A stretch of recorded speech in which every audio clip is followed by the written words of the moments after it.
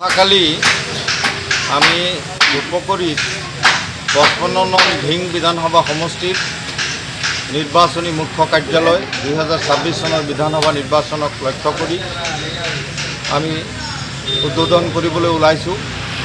লগতে ইয়াৰ লগত সংগতি ৰাখি আমাৰ কেন্দ্ৰীয় সাংগঠনিক শক্তি বিকাশ অভিযানৰ এক অংশ হিচাপে সমগ্ৰ অসমৰ লগতে অধিকাৰ যাত্ৰা নামৰ এক বৰ্ণাঢ্য কাৰ্যসূচী আমি গ্ৰহণ কৰিছোঁ।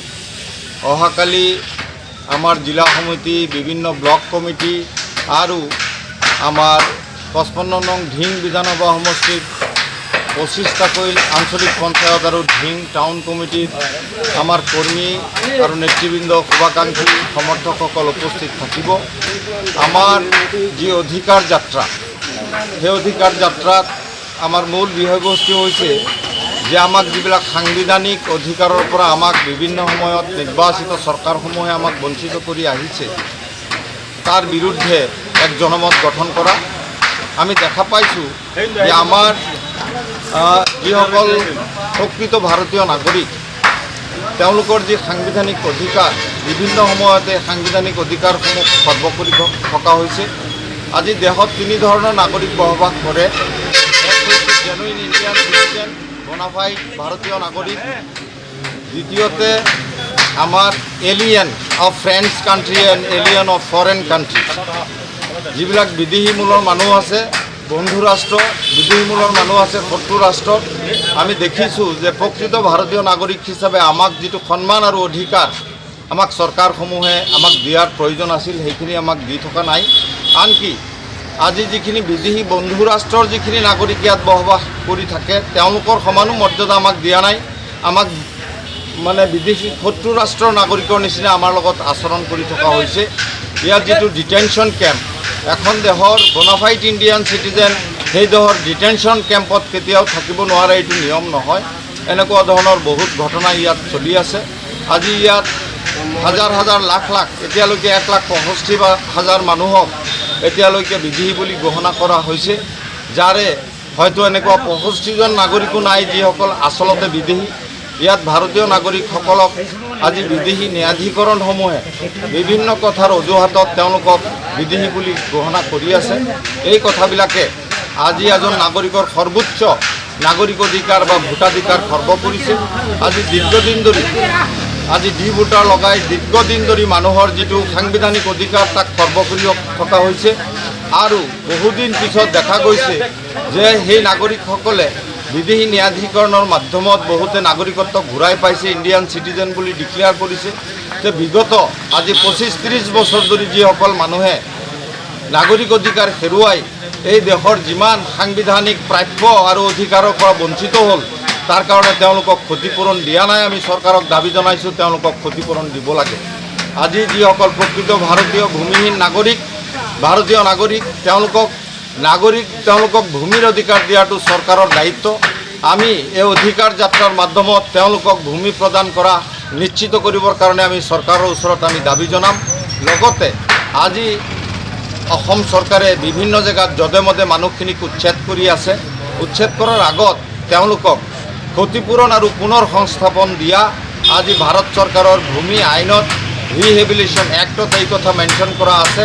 এইটো right to fair compensation acquisition of land rehabilitation and resettlement act 2013ত এই কথা স্পষ্টভাৱে উল্লেখ কৰা আছে যে এজন ভূমিহীন ভাৰতীয় নাগৰিকক উচ্ছেদ কৰাৰ আগতে তেওঁৰ যিটো ক্ষতিপূৰণ, এই ক্ষতিপূৰণ দি আৰু নতুনকৈ এটা জেগাত তেওঁক সংস্থাপন কৰাৰ পিছতহে তেওঁক উচ্ছেদ কৰিব পাৰে।